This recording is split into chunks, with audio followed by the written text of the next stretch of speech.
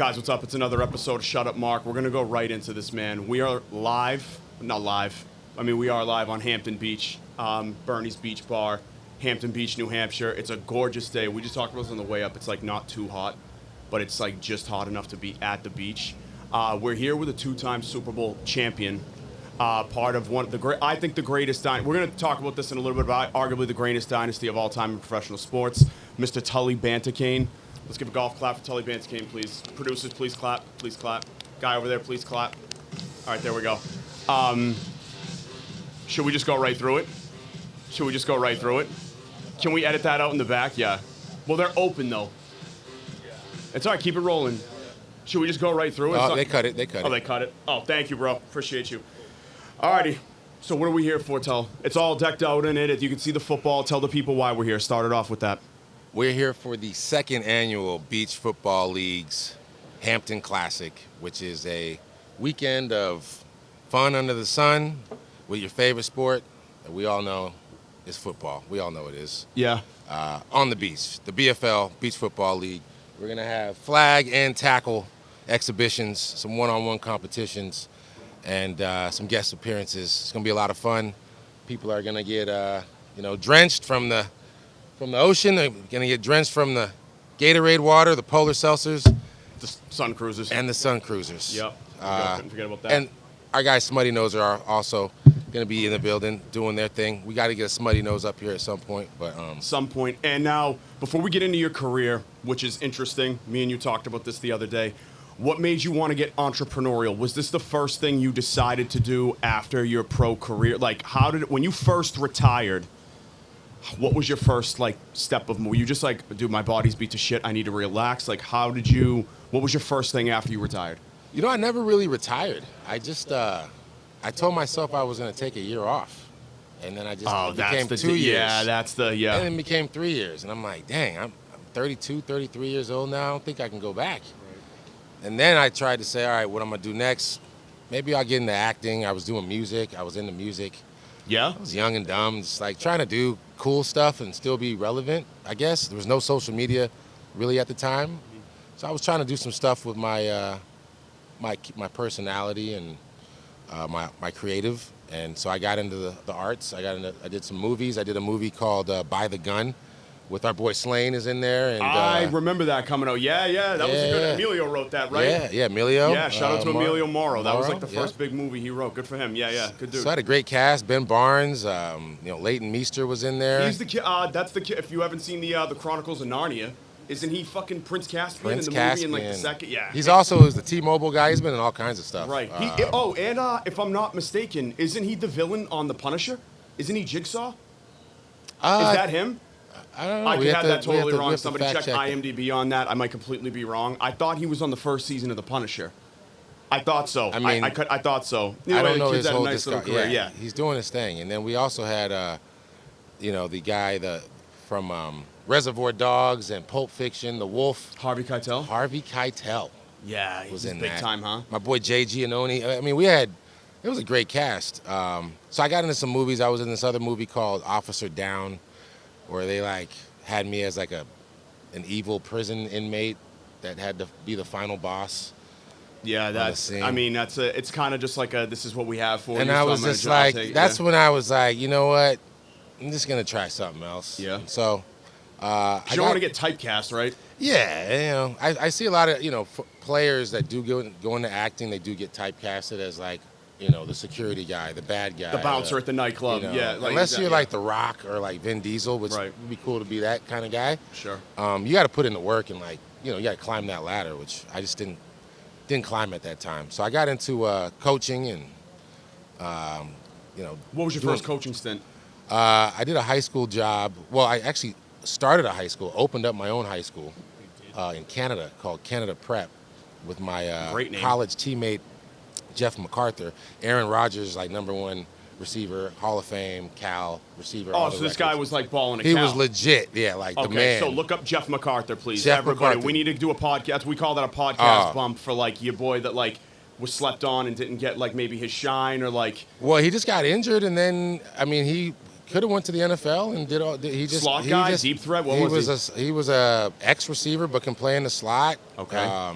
Jeff with a G, MacArthur, and Yep. Aaron Rodgers basically, like, that was his go-to target. Really? At Cal. That's when they went to the Rose Bowl, or could have went to the Rose Bowl, I believe. They beat SC. They beat a lot of teams. That's the best Marshawn Lynch was on that team. Yeah, right. Deshaun Jackson. I mean, Was Justin Forsett also on that team? Justin Forsett. Yeah, okay. So they had a boat, man. He was the receiver, along with some other guys like Burl Toller and some other ballers. But anyways, me and him started the high school in 2015 and sold it in 2018. Wow. A kid by the name of Neville Gallimore went to that high school, and he's in the NFL I was going to now. say that name sounds familiar. Yeah, he just got signed with the Colts, but he was with the Rams last year. He's with the Cowboys for a good stint. I mean, he's bounced around. He's making his way around the league. But came out of a small Canada prep high school.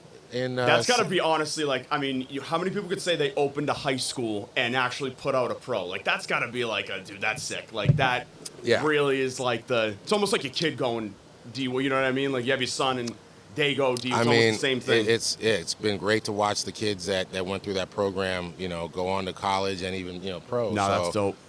That's dope. So, yeah, it's just been that was kind of part of my entrepreneurial, like, in football. And then it got into, let me try coaching. And so I got into coaching. I coached at St. Monica High School. I coached at a high school in Providence called Moses Brown, right next to Brown University. I was coaching there. And were you head coach? Like, were you? No, just a defensive coordinator, right? a defensive assistant. I was just, just out there being a guy, helping the kids play. And then I really liked the youth stuff, so I opened up a youth camp called the Beach Camp in Manhattan Beach, and I was training kids on the beach, just drills and resistance training on the beach. Do you think football training on the sand is kind of going to become if it's not a thing already, do you think it could become a thing? Like, it's already not to, is. Unintentionally segue this into the BFL and all this kind of stuff, but like, is that eventually going to be like kind of like the next like low impact way to train? In theory? No, I mean, it's already a thing. I mean, that's kind of what I was segueing into the BFL because I know from my playing career, every offseason I would train on the beach with my trainer, Thomas Witherspoon. Shout out to T. We used to, run either on dunes and do like inclines. You do agility drills. You do cardio. I mean, you could do it all. Or you could just run routes or do whatever on the beach. It's taxing. Just walking on the beach is taxing. Yeah, it's standing. It is. No, it really. When you walk on the beach for a little bit, you're like, damn, my calf is like, like I can feel the lower calf like burn and work out a little bit. Yeah, Yeah, that's kind of where, when you're talking about what the future of it is. I mean, beach football hit me like a ton of bricks one day when I was like, I'm looking around. I see volleyball. I see surfing. I see a couple people throwing a ball around, but I never saw organized football on the beach. And I Googled it, and I didn't see anything but like charity events. The Pro Bowl used to have the rookies play until Robert Edwards got hurt in a sand game. We all remember that. So, I mean, it's one of those things that was kind of taboo for a little while, and you don't really see it. And that's when I saw the lane. I was like, oh, it should be beach football. Now, your former teammate, arguably the defensive back of a generation, Ty Law, has been having about as good of a post-NFL career, post-sport career, entrepreneurial career that I think you can possibly have, just about. I mean, he nailed it with those. I forget if it was Jump Zone or Sky Zone that he was a part of early on. Told me, and now he's got Corvus Vodka, which is doing really well. And did you like hit him up at any point and be like, "Yo, man, how are you kind of doing things?" Or like, did he offer any advice like that? Ty seems like kind of like a pretty affable guy from what I've met him a few times. Yeah, I mean, Ty is, I've been to a couple of his tasting events, and he did the stuff at Tom Brady's roast, enshrinement. Right? Well, there was the roast, the enshrinement. My bad, the Hall of Fame thing. Hall of Fame enshrinement, and he's been just killing it with the Corvus Vodka. Shout out to Corvus Vodka. Ty was going to come to this event. Had another thing that came up, but he'll be out on the beach with us soon. Yeah, hell yeah. His entrepreneurial spirit definitely, like when I was a player and we were on the same team, I admired his work ethic. Like, it's one of those things where it's like I would be driving to work. I'm on my way to get to practice. He's already coming back from jogging like 5 miles. He would run like Oh, 5 wow. miles at like 5 in the morning. He's out jogging. So he's training like a boxer almost. Before he even gets to the meetings, he's already out running, and then we still got to lift, meetings, practice. He was already running. So Wow. it was one of those things where he would go out to practice in like tennis shoes. We're all in cleats. He's wearing tennis shoes because he wanted to have that. He just had little things that gave him an edge to his game, and that's like, as a rookie, he was one of the guys I was like, this is a pro. Because you came into the league in, was it 03. 03. Yeah, he'd already been 6 or 7 years in the league at that point, right? So he was established. He was like our shutdown corner, one of the top D-backs in the league at the time. Who else did you like pick up stuff from? Like vets, like when you first. What's the locker room like when you first walk in? They had already won one. Yeah, right? I mean, man, my first day in the Patriots building, I walk into the locker room, and the first two guys I met was Willie McGinnis and Richard Seymour, and I'm just like, two of the biggest human beings that have ever lived in the history of time. Wow. Okay. And Willie played the same position as me, so Right. I'm like his backup, right? As a rookie.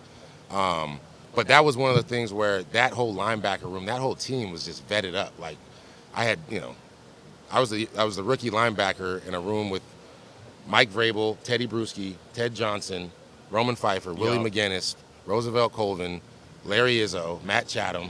Yeah. I mean, it was just a vet room. And then later on, we ended up with Junior and some other guys that just like, I would never thought in a million years I'd be playing with Randy Moss. You know what I mean? Right.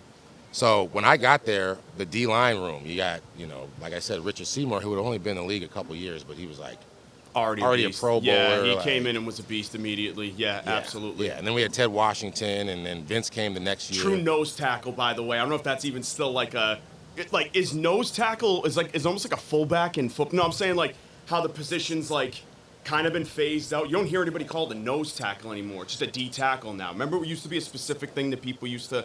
Like, I remember Ted Washington was a nose tackle. Yeah. So, like, what was the difference back? Because I never picked it up as a kid. Like, as a little kid watching football, I never realized, like, what a nose tackle actually was. Well, the scheme that Belichick ran was, that 3-4 scheme where you have three just stout plug linemen, like a Vince, like a Keith Traylor, like a Big Ted dudes. Washington, that just can take up two people.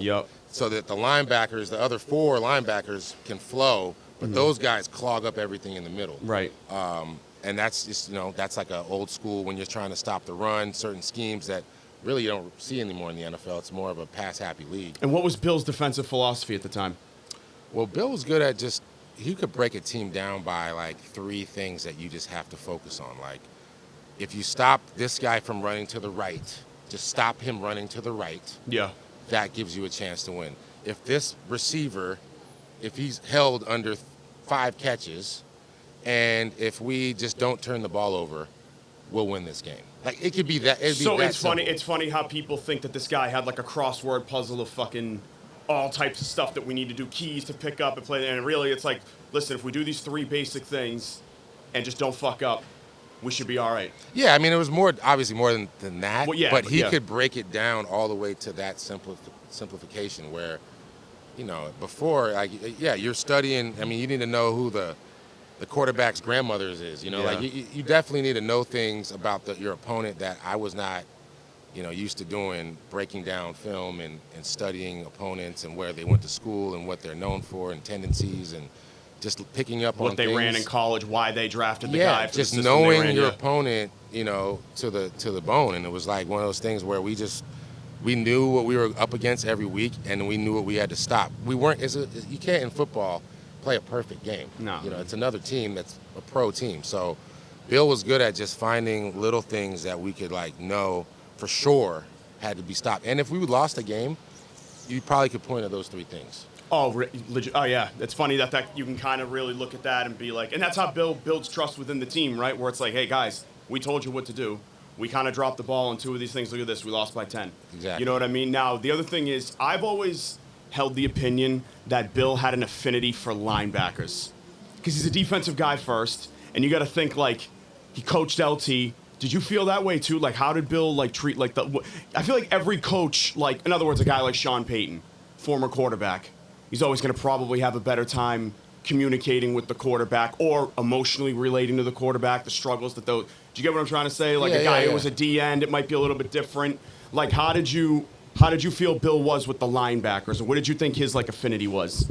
Well, I think, being with the Giants and with LT and Harry Carson and those guys, I mean, he had that, that room of linebackers that he kind of Was spoiled with. broke his mold on. And then that's where I think he understood that linebackers are, they're the quarterbacks of the deep. They're the most probably important, I'm a bias to say it, but one of the most important positions on the field, because you got to do a little bit of everything. You got to cover, you got to rush, you got to, make tackles. So you got to be three-dimensional, and those guys are game changers. LT was a game changer, right? A lot of the outside linebackers that we had, you got to be smart, you got to be fast, you got to be tough, you got to be all these things that you can't just get in every position. A DB can be more of a cover guy, or a cover two corner or a man cover, where a linebacker, it's like you got to be a jackknife, right? You got to be able to do it. And there are linebackers that are specific that can do, like Ted Johnson was like a head cracker. He could just come downhill and just blow things up. Same thing with like Junior. Just terrorizing the A-gap. Just penetrate the hole, and it's basically like make plays fast and not a lot of thought. Where now you got all these like the linebacker position has evolved, where you got safeties, like guys that can run 4.3s, 4.4s. Does that bug you out a little bit? Because I talked to Ninkovich about this when he was on the show, and he's like, the one thing I want to see come back in the NFL is like profiling positions by like size. I would like to see that come back again and stop with like the 5'11" linebackers. I don't know. How do you feel about that? Like, do you like the way the game is right now, or do you think like size has been devalued in certain positions, and it's like, I don't know, do you have a more traditional take on that? Like, how do you feel? I mean, I just think it's just an evolution. Like, that's whether it comes back. I mean, bell bottoms are making a comeback, and I'm seeing people wear Ed Hardy and Affliction shirts. Like, also, kids have mullets and mustaches again. Things like Jerry curled mullets and mustaches are like back. Remember them when like that was like just going out? Back in the day. Now you see like younger kids with the legit Jerry curled mullet thing with like Jerry mustache. curls are coming back too. That's crazy. That's what I'm saying. Yeah, that's crazy. Yeah, but I would say it's more about like, the game of entertainment. People like the passes, right? But then you got Derrick Henry and Saquon Barkley, like running backs, like true running back. One is obviously more shifty. One's a big back. Where the era that Ninko's talking about, or I talk about, is like when linebackers were, we saw running backs as like, you can't get blocked by a running back. That's like right. You can't like. There's certain things where you couldn't get run over by a running back, or you're just like, right. We can't sleep at night. So it's one of those things where now you're seeing a more demand of like, well, we need run stoppers for guys like Derrick Henry or guys like Saquon Barkley. But it's the thing where will it get back to an I formation fullback downhill type of league? I hope so at some point, man. I would love to see it with like the second coming of like Mike Alstott coming out of the backfield. Like I would love to see that. I love it. It's just the kids nowadays. I take my kids to a game, and it's attention span, right? Yeah. Like a 2-yard play every, it's a 2-yard here, 3-yard here, 2 yards here. Like it's kind of like it's, I get it. you know what I mean? No, I kind of get that. So the game is, I think, because you have receivers that can do crazy things now, and the Jeffersons and the Chases, and then you got these running backs that are like, you got to be a freak athlete to really put on a show, and a team has to be able to showcase that ability. So it's funny, Matthew Judon, when he was on the show last year, I asked him, who's the toughest guy to tackle in the league, thinking he was going to be like, oh, dude, it's definitely Derrick Henry. He was like, no, Alvin Kamara. I'm like, what do you mean? He's like, he's just slippery. He's not the biggest guy. He's like a 5'10", 215-pound guy, but he can like he's slippery.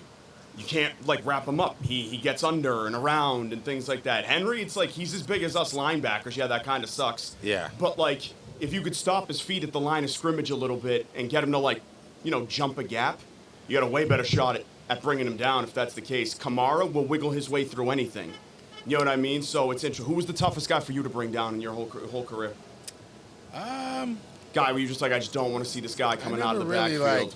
Never really looked at it like that, but there were some players like I mean, Ray Rice was, when you talk about shifty, or like Maurice Jones-Drew, like smaller backs that are fast, but like they're moving hard targets to hit because they're small, right? Like These playing guys with Danny are Woodhead. 5'7" and 5'8". Yeah, exactly. Right. So that you kind of, that those type of guys, and then as far as like big backs, I mean, Brandon Jacobs, he was a force. He had a moment in the NFL for a couple of years. Yeah. I mean, Steven Jackson. He was my size, or maybe bigger.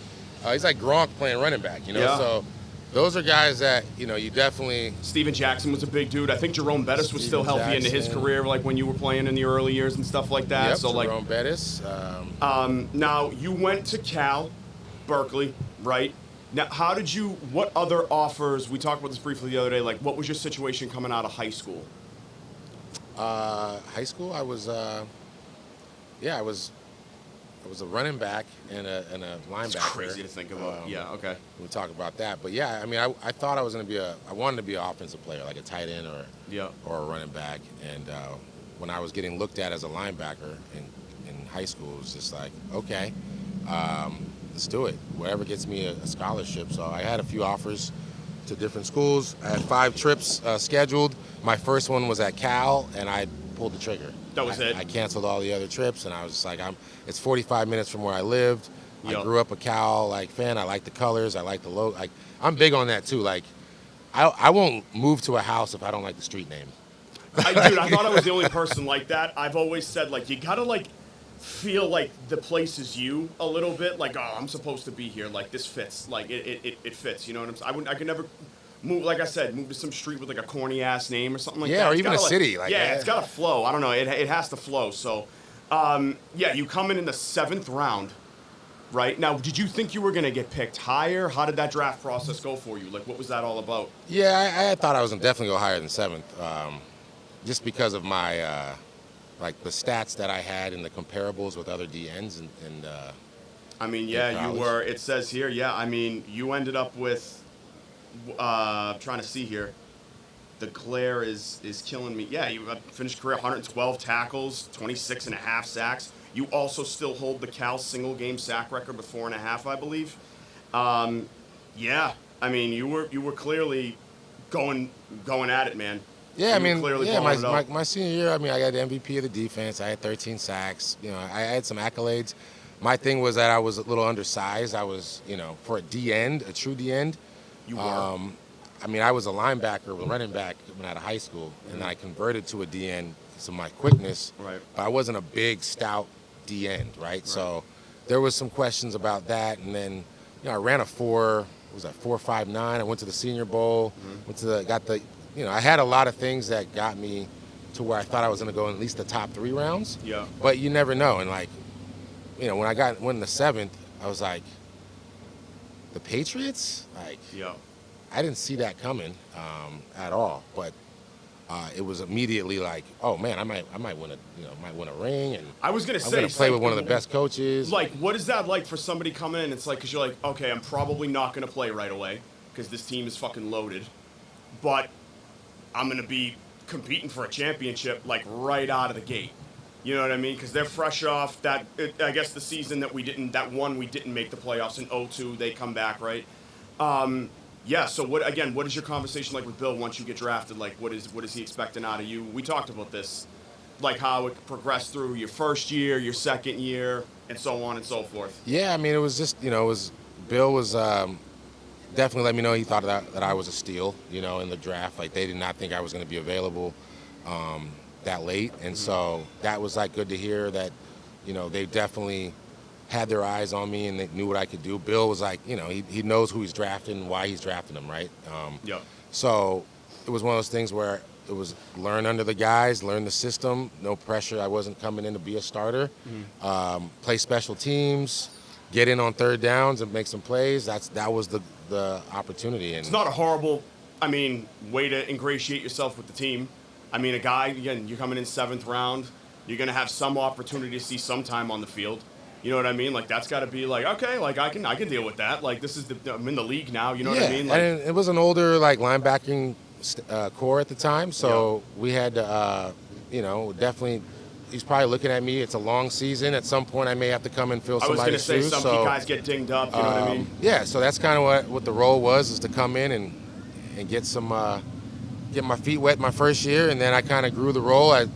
Every year I got a little bit more playing time, and by my fourth year, I had 6 sacks in the regular season, a couple sacks in the playoffs to go into free agency, and it was like that was my time. And the Niners picked me up. I got to go home for a couple years, made a little money, and then end up not being on a playoff or championship team. It was a different organization, but it was an awesome experience.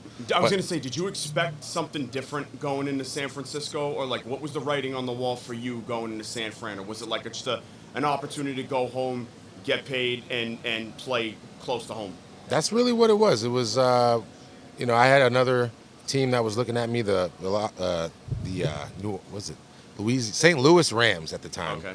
And I was going to sign with them, and then I got a phone call from my agent say, hey, the Niners want to pick you up for a little bit more, a little less years. And I was like, say less. Yeah. And I didn't really look at it as like, I'm going there to win a championship, which you always expect to want to win a championship. Especially when you're spoiled and winning in your first 2 years, It was a right? young team. They had Alex Smith, Vernon Davis, Frank Gore. I mean, they had a lot of pieces that were there that could, they ended up going to the championship, Yeah. a few years later with Kaepernick.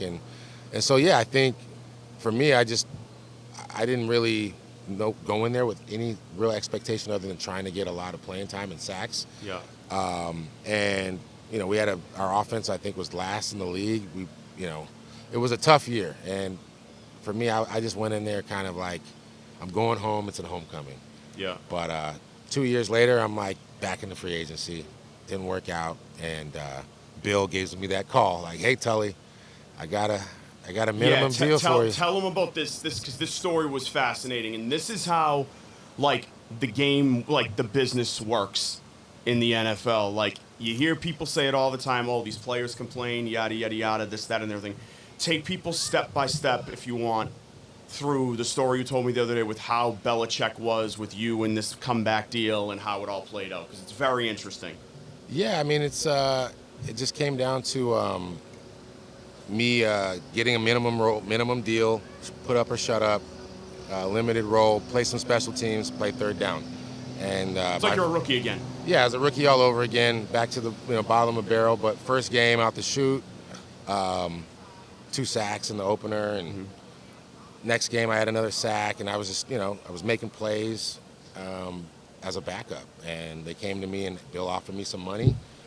It was like $500,000 and a couple million a year, and I was like, damn, it's better than the minimum. Yeah. And I called my buddy Corey Dillon, who was retired at the time, and was like, asked him what he thought about it, and he was able to talk me out of not signing anything. And so I went ahead and played some more, had a couple good games, Yeah. and Bill comes to me again, hey, I got $1 million for you and a couple more a year. And I was like, oh, I could take that. I'll do that. Call Corey. What do you think, man? What do you think of this deal? He's like, don't sign it, bro. Just keep playing. Yeah. I was like, damn, that's all right. So next game, I break my ribs. I was going to say, this is the part of the story where I'm like, this guy might have fucked you, dude. I'm like, dude. So Bill's like, still on the table. Deal's on the table. And I'm like, man, I got to take this deal. It was like, I think he was offering me like $3 million, something for a year or something. It was a good deal. At the time, that sounds like a pretty good deal. It was a lot of money. This is what, 2007? 2009. Nine. And Gotcha. I was on a minimum deal, And so I called Corey. I got broken ribs. He's like, man, you better suck that shit up and get out there and play, bro. So I ended up playing. The next game, broken ribs, got 2 more sacks. And I stopped talking to Bill about anything after that and just played the year out and signed a pretty significant deal. So yeah, just kind of shows that, there's deals on the table and you're playing with your body, but sometimes you got to gamble on yourself. Yeah, and I feel like that's a time where it might have paid off, obviously, for you to, I feel like when you're a pro athlete, especially at that point in your career, it's like, dude, it's such a gamble. You know what I mean? Like, it's such a hard thing to balance and, how do I do this? Do I not? I don't know when my body's going to give out, especially playing a sport like football. Like, you just don't know. You can go out the next play, blow out your knee, something like that. That was back when that ended guys' careers, you know what I mean? So it was like, it was just totally different. But what was I going to say? When you left the first time, was Bill just like, I get it? Like, did they try and re-sign you? No. Bill was like, yeah, we weren't going to sign you back. That's why it was it was like shocking that when I got released from the Niners, he was the first person to call me. Right. Right. I've seen that happen with other players too, with Bill. But it was just he knew what I could do at that time in my career. He can get me in on a minimum deal. I still had some gas in the tank, and I was in probably the best shape of my life. Coming into '09, I was 28 years old, and so I made 10 sacks out of that season, and would put myself in a better position for free agency, which is why I ended up signing back with the Pats. Could have went to Jacksonville or could have went to someone else and maybe got more, but I love playing in New England. I love the coaching, and it just felt good. So it's always felt like home to you, right? Like this place has always felt like home to you. You've made your way around here and settled in. Yeah, they've taken care of me. They drafted me. Kraft, he's one of the best owners in the league. Yeah. Flew me back from Minnesota when my son was born, so I could be back with That's awesome. my son. My wife went into labor, and yeah, right before the game. And then I was another funny story with Bill. I asked Bill, what should I do? He's like, I miss my kid's birth because of football too. He's like, what's going to happen is you can leave now, miss the birth, and then you miss the game. So you might as well just dedicate this game to your son. So that was a 2.5 sack game on Monday night, and then Kraft after the game flew me back on a G5. Are you happy that you did that? Were you happy afterwards? Were you I made the right decision, or did you look back on it and be like, fuck? No, I mean I think it was one of those things that it was a tough situation. That I had to make the best of, and right. My son was still there, was born healthy, beautiful, and we just, we had a story about it in the paper about how I had to fly back with Kraft. But no, I mean, it's one of those things where you just, sometimes you have to make the best out of it. Yeah. And now, what one of the last things I wanted to bring up out here was both Super Bowls, right? What was your feeling during the Carolina game? Because both of these games were close. Right. So what was the feeling like on the bench for the Carolina game and then the Philly game? How did these games play out a little differently? Because again, two close games, but how were you guys feeling about what you were game planning for with Carolina or Philly? Obviously, T.O.'s playing on the broken leg. He still kind of has a great game, so shout out to him. But how did you guys feel about both of those actual the two biggest games of your life? I mean, yeah, that was those were tough games, tough opponents. I mean, Carolina, that was a grind. I think people forget about how tough those games were. Decided by a field goal. These were not blowouts, man. No, and that's where I think a lot of people, we always talk about Bill, Tom, but it's our team, we won those games with just the core dudes putting in the work every play. I mean, we had.